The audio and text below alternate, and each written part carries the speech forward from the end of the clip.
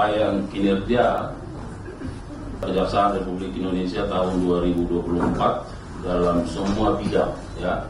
Setelah kami kompilasi nanti tertulisnya kami sudah buatkan dalam bentuk buku, akan dibagikan, ya, sebagai bahan untuk kita semua. Yang pertama, bidang pembinaan. Satu, realisasi anggaran sebesar 18.628.589.118 rupiah, atau setara persentase mencapai 97,43%. Ya, 97,43% dari pagu anggaran sebesar 19.114.301.734.000 rupiah.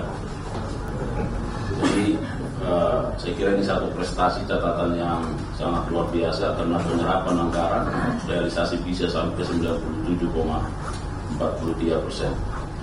Sedangkan yang kedua, realisasi penerimaan negara bukan pajak atau PNBP, ya, yang kita peroleh dari tahun 2024 sebesar 2.385.669.088.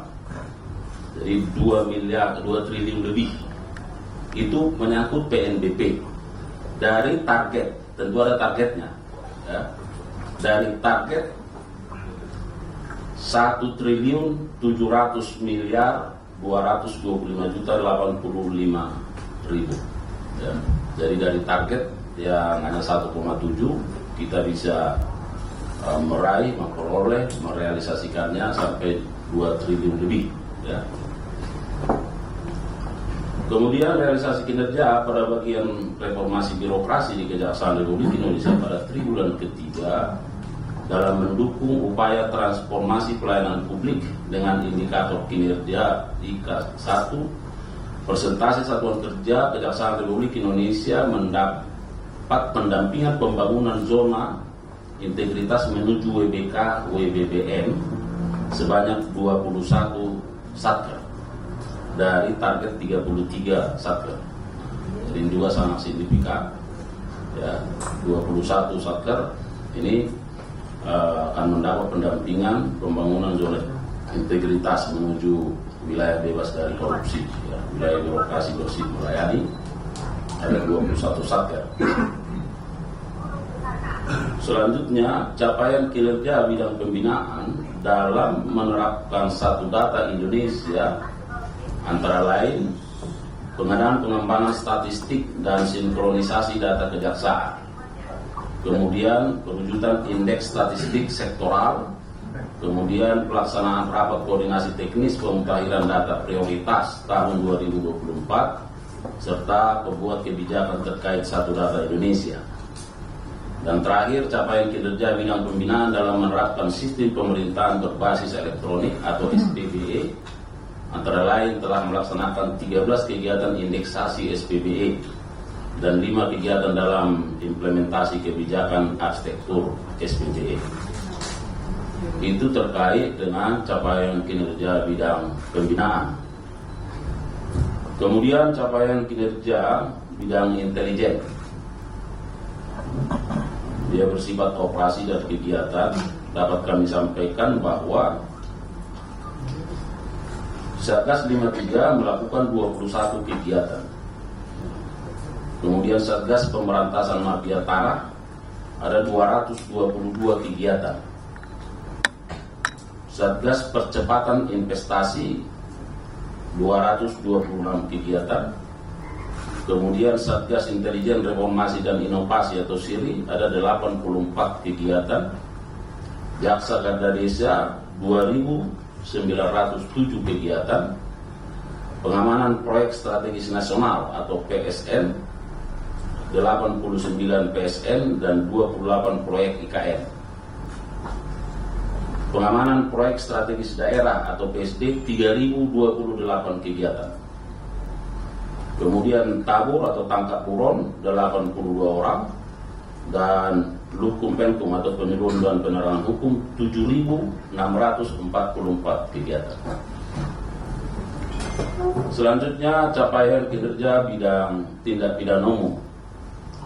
Rekan-rekan media dapat kami sampaikan yang pertama bahwa data jumlah penanganan perkara tindak pidana umum tahun 2024, jumlah berkas SPDP surat pemberitahuan dimulainya penyidikan sebanyak 171.233 SPDP. Sedangkan jumlah berkas perkara diterima 131.378 berkas perkara. Berkas yang dinyatakan lengkap atau P21 sebanyak 125.296 berkas perkara, dan berkas yang dilimpahkan tahap 2 132.598 perkara, dan putusan 95.874 perkara, dan yang sudah dieksekusi sebanyak 99.105 perkara. Kemudian data jumlah penanganan restoratif justice, ya, penanganan perkara, penyelesaian perkara secara restoratif pada periode Januari sampai Desember 2024 sebanyak 1.985 perkara. Sedangkan data jumlah rumah keadilan restoratif atau rumah RJ yang telah berdiri hingga bulan Desember 2024 sebanyak 4.654 rumah restoratif justice. Dan data jumlah balai rehabilitasi Adiaksa telah berdiri hingga bulan Desember 2024 sebanyak 116 unit. Ini di seluruh Indonesia, ya. Kemudian capaian bidang tindak pidana khusus. 1. Data jumlah penyidikan, penuntutan dan upaya hukum baik banding, kasasi dan peninjauan kembali dapat kami sampaikan sebagai berikut. Tindak pidana korupsi, penyelidikan 2.316 perkara, penyidikan 1.589 perkara, penuntutan 2.036 perkara, eksekusi 1.836 perkara. Nah, kemudian upaya hukum banding sebanyak 511 perkara, kasasi 420 perkara, dan peninjauan kembali sebanyak 59 perkara. Itu untuk tindak pidana korupsi. Untuk tindak pidana perpajakan, karena penyidikannya bukan dari kita, maka penuntutannya sebanyak 73 perkara, eksekusi 51 perkara, upaya hukum banding 8 perkara, kasasi 3 perkara, peninjauan kembali 3 perkara. Untuk tindak pidana kepabeanan, penuntutannya 51 perkara, eksekusi 35 perkara, upaya hukum banding 2 perkara, kasasi 3 perkara, dan peninjauan kembali 3 perkara. Sedangkan untuk tindak pidana cukai, penuntutannya 157 perkara, eksekusi 131 perkara, upaya hukum banding 17 perkara, kasasi 13 perkara. Kedua, data jumlah penanganan perkara yang menarik perhatian masyarakat seluruh Indonesia, ya, ada sebanyak 184 perkara. Total perhitungan kerugian negara sebesar 310 triliun 608 miliar 424 juta 224.032 rupiah. Dan USD 7.857,36 serta 58.135 kilogram emas. Ya. Nah, ini belum dikonversi dengan harga emas November tahun 2018 ya. Nah, dengan perincian sebagai berikut. Dugaan tindak pidana korupsi pada tata niaga komoditas timah di wilayah IUPT Timah tahun 2015 sampai 2022 itu jumlah kerugian negaranya sebanyak 300.333,13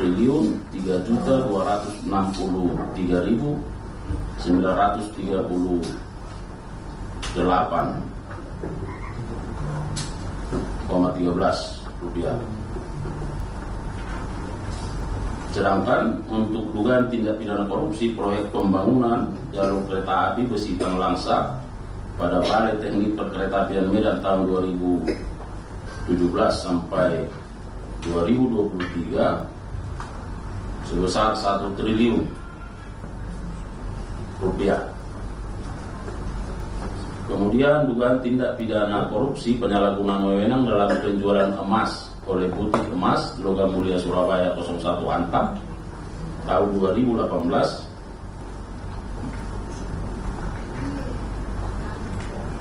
sebesar 1.386.839.584 rupiah dan emas 58,135 kg. Dugaan tindak pidana korupsi pada pengelolaan kegiatan usaha komoditas emas tahun 2010 sampai dengan 2022 sebanyak 24.229.549,53 rupiah. Dugaan tindak pidana korupsi dan tindak pidana pencucian uang dengan tindak pidana asal ya, tindak pidana korupsi dalam kegiatan usaha perkebunan kelapa sawit yang dilakukan oleh PT Duta Palma Group di Kabupaten Indragiri Hulu. Kerugian keuangan negaranya 4.708.706.951.640 rupiah dan USD 7.885.857,36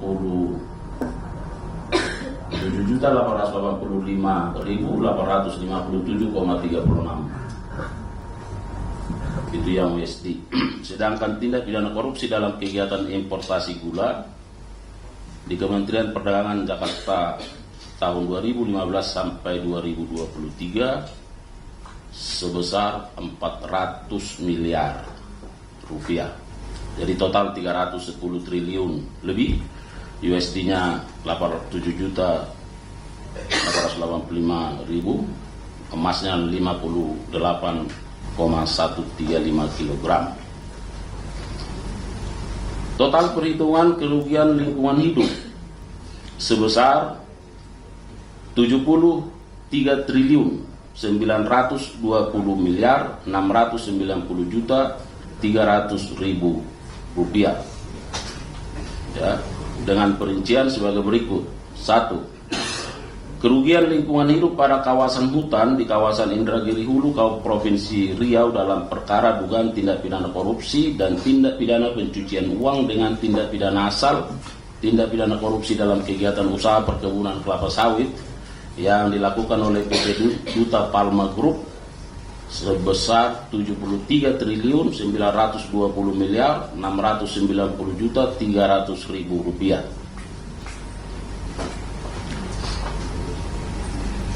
Sedangkan jumlah kerugian negara dalam perkara dugaan tindak pidana korupsi tata niaga komoditas timah di wilayah IUPT Timah tahun 2015 sampai 2022 dengan perincian sebagai berikut. 1. Kerugian keuangan negara atas aktivitas kerja sama penyewaan alat processing pengelogaman timah yang tidak sesuai ketentuan. Itu totalnya 2.280.217.912,14 rupiah. Jadi kalau agak membaca karena tidak ada ditulis, jadi harus kita yang rupiahnya, ya kan? Nah itu dia. Jadi harus harap maklum. Dan pembayaran kerjasama penyewaan alat processing pengelogaman timah oleh PT Timah ke 5 smelter swasta dan HPP smelter PT Timah Tbk.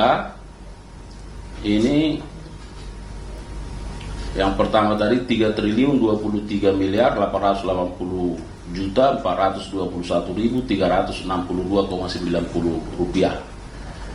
Sedangkan HPP smelter PT Timah itu 738.903.450,76 rupiah. Kerugian keuangan negara atas pembayaran biji timah dari tambang timah ilegal itu 26.448.625.701.519 rupiah. Sedangkan kerugian keuangan negara atas kerusakan lingkungan akibat tambang timah ilegal, ini menurut ahli lingkungan hidup, ya, sebanyak atau sebesar 271.689.688.018.700 rupiah. Ya, jadi totalnya ada 300 triliun. Jadi supaya masyarakat, teman-teman media bisa merinci dan memahami, ya, bagaimana kerugian yang 300 triliun tersebut. Yang ketiga, data jumlah penyelamatan keuangan negara, ya, yaitu jumlah penyitaan dan pemblokiran yang dilakukan sebesar 44 triliun 138 miliar 7.447.462 rupiah. Dan data jumlah penyelamatan keuangan negara yang berhasil distorkan ke kas negara berdasarkan penerimaan negara bukan pajak atau PNBP Kejaksaan Republik Indonesia sebesar 1.997.808.424 rupiah.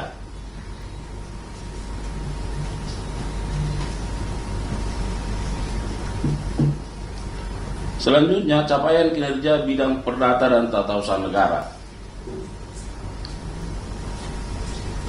Penyelamatan dan pemulihan keuangan negara. 1. Penyelamatan keuangan negara sebesar 26.350.791.394,20 rupiah dan emas seberat 107.441 kg. Ya. Yang kedua, pemulihan keuangan negara sebesar 4 triliun 884 miliar 103.582.212,17 rupiah. Nah, sedangkan penanganan perkara bantuan hukum perdata yang bersifat litigasi, ya, dari 1.224 perkara telah diselesaikan 565 perkara, ya, itu yang litigasi. Sedangkan yang non litigasi sebanyak 26.788 perkara dan sudah diselesaikan 8.310 perkara. Untuk bantuan hukum tata usaha negara, kalau tadi yang perdata, ini tata usaha negara yang bersifat litigasi 224 perkara dan telah diselesaikan 116 perkara. Sedangkan pertimbangan hukum ada sebanyak 11.315 perkara dan telah diselesaikan sebanyak 6.549 perkara. Dan untuk pelayanan hukum dan tindakan hukum lainnya sebanyak 10.732 perkara dan tentu diselesaikan sebanyak itu ya, sebanyak 10.732 perkara. Lalu bagaimana kinerja tim Satgas BLBI ya? Capaian tim A Satgas BLBI itu sebesar 9 triliun 926 miliar 755 juta 788.168 rupiah. Sedangkan USD 27.815,70. Capaian tim B Satgas BLBI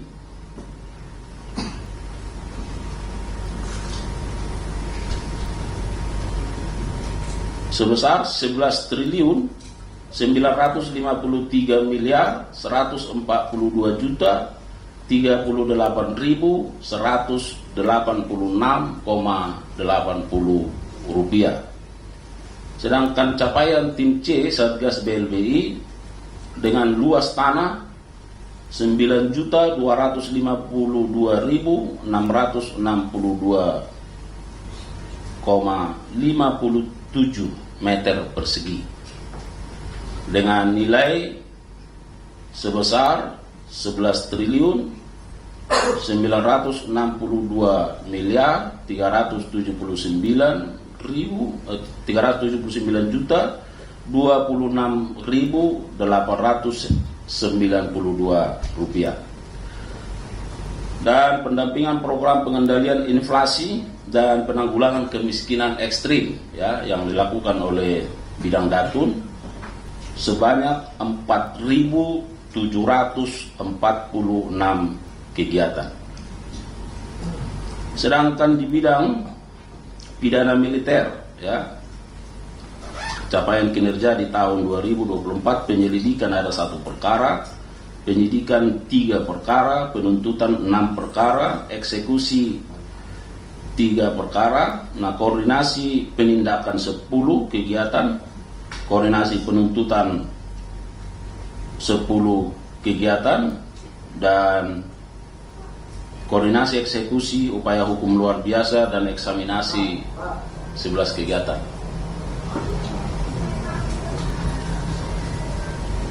Capaian kinerja untuk bidang pengawasan ya tahun 2024. Inspeksi umum dilakukan 575 kegiatan. Pemantauan sebanyak 546 kegiatan, supervisi dilakukan 4 kegiatan, inspeksi khusus 414 kegiatan, inspeksi pimpinan 9 kegiatan, klarifikasi 370 kegiatan, inspeksi kasus 189 kegiatan, penanganan laporan pengaduan sebanyak 1.443 pengaduan dan telah diselesaikan 1.126 pengaduan. Penjatuhan hukuman disiplin ringan sebanyak 25 orang, penjatuhan hukuman disiplin sedang 53 orang, penjatuhan hukuman disiplin berat 60 orang. Tindak lanjut PAM SDO, nah ini yang Satgas 53 yang telah dijatuhi hukuman 16 orang yang terdiri dari 15 jaksa dan 1 tata usaha. Kemudian nilai sistem pengendalian intern pemerintah atau SPIP kejaksaan tahun 2024 senilai 3,140, jadi terdefinisi atau baik. Kepatuhan pelaporan LHKPN 95,20%, Western Blowing System 10 kegiatan, penanganan gratifikasi 11 kegiatan, pembentukan unit penanganan dan perlindungan pelaporan pelanggaran hukum tingkat Kejaksaan Tinggi untuk pelaksanaan benturan kepentingan ada 18 kegiatan dan pelaksanaan saber pungli sebanyak 70 kegiatan. Dan selanjutnya kami akan sampaikan kinerja di bidang Badan Pendidikan dan Pelatihan. Dukungan penyelenggaraan diklat. 1. Penetapan Kejaksaan Corporate University telah dilaksanakan mulai bulan September 2024. Ya, setiap hari Rabu dilakukan secara daring dengan peserta seluruh ASN Kejaksaan dan telah mencapai 18.523 peserta dengan sertifikasi. Kemudian yang kedua, peluncuran Adiaksa Learning Center, sistem pembelajaran yang disediakan untuk mendukung pembelajaran Kejaksaan Corporate University yang terus berlangsung ke depan. Kemudian yang ketiga, workshop kurikulum Kejaksaan Corporate University. Telah dilaksanakan workshop Kejaksaan Corporate University pada tanggal 12 sampai 17 Desember 2024 diikuti 36 peserta dari utusan seluruh bidang dan badan diklat. Nah, yang kedua, standarisasi pendidikan dan pelatihan serta jaminan mutu. Bimbingan teknik sistem manajemen mutu dan sistem manajemen anti penyuapan. Ini telah dilaksanakan pada tanggal 3 sampai 4 Desember diikuti 42 peserta terdiri dari pegawai eselon 3 dan 4. Nah, ini bimbingan teknik sistem manajemen mutu dan sistem manajemen anti penyuapan. Sedangkan audit internal mengenai sistem manajemen mutu SMM ISO 9001 2016 dan sistem manajemen anti penyuapan atau SMAP ISO 37001 2016 telah juga dilaksanakan tanggal 11 sampai 16 Desember. Nah, selanjutnya di Pusat Diklat Manajemen dan Kepemimpinan. Yang pertama, pelatihan kepemimpinan pengawasan angkatan 1 sampai 6. Itu sebanyak 178 peserta nyatakan lulus, ya. Kemudian pelatihan kepemimpinan administrator angkatan 1 sampai 6. Pesertanya 178. Kemudian pelatihan dasar CPNS tahun 2024 sebanyak 7.722 peserta dan manajemen risiko 2 angkatan itu sebanyak 60 peserta, sehingga total sertifikasi diklat manajemen dan kepemimpinan sebanyak 8.224 peserta dinyatakan lulus atau tersertifikasi. Pusat Diklat Teknis Fungsional. 1. Pencapaian rencana kerja pemerintah tahun 2024 serta kegiatan prioritas nasional tahun 2024. Ada 7 jenis diklat dengan 31 angkatan dan jumlah peserta 890 orang. Yang kedua, diklat kebutuhan organisasi. Ada 8 jenis diklat dengan 15 angkatan dan 480 peserta. Yang ketiga, diklat teknis sentra diklat atau diklat repressor course KUHP sebanyak 3 angkatan di kota Mataram, Makassar dan Medan sebanyak 150 peserta. Nah, pelatihan untuk revitalisasi sentra diklat secara hybrid itu karena kita punya beberapa sentra diklat di Diklat Medan itu 5.783 peserta, kemudian di Palembang 5.783, di Bandung 5.733, di Semarang 5.733, kemudian di Surabaya 5.783 dan di Makassar 5.783. Sedangkan diklat pendidikan dan pelatihan jaksa atau PPPJ ada 2 angkatan tahun 2024. Angkatan pertama sebanyak 349 orang dan angkatan 2 sebanyak 624 orang. Program kerjasama perguruan tinggi, ya. Beberapa pegawai kita yang mengikuti program kerjasama ada 15 orang dinyatakan selesai dan 110 orang dalam tahap perkuliahan saat ini.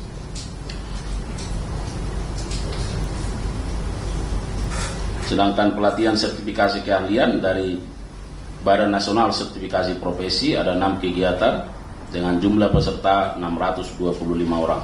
Dan terakhir rekan-rekan media, untuk capaian kinerja Badan Pemulihan Aset,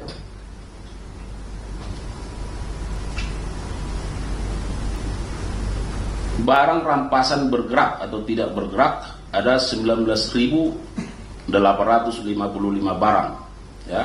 Sedangkan jumlah penyelesaian, penyelamatan dan pemulihan aset barang rampasan negara melalui mekanisme satu lelang eksekusi itu senilai 208.481.952.475 rupiah. Sedangkan setoran uang tunai senilai 664.775.238 rupiah. Sedangkan penyelesaian uang pengganti itu sebesar 211.807.709.732 rupiah. Dan penjualan langsung sebesar 302.794.818 rupiah, sehingga total jumlah penyelesaian atau penyelamatan dan pemulihan aset barang rampasan negara itu sebesar 1.325.249.558 rupiah. Ini beberapa hal yang bisa kami sampaikan kepada rekan-rekan media terkait dengan capaian kejaksaan di tahun 2024, dan tentu kita harapkan sesuai dengan 4 poin di atas yang sudah kami sampaikan, bahwa kami akan terus berkomitmen kuat dalam rangka menjalankan tugas, fungsi dan kewenangan kejaksaan di bidang penegakan hukum, ya. Mudah-mudahan di tahun 2025 tentu penegakan hukum kita akan semakin berkualitas, akan semakin bermartabat, dan tentu akan semakin lebih baik. Kami sangat menghargai dan menghormati setiap komponen anak bangsa yang memberikan dukungan kepada institusi kejaksaan yang terus bergerak ke arah yang lebih baik. Saya kira itu hal-hal yang bisa kami sampaikan pada kesempatan yang baik ini. Mohon maaf kalau ada kekurangan. Billahi taufiq wal hidayah. Wassalamualaikum warahmatullahi wabarakatuh.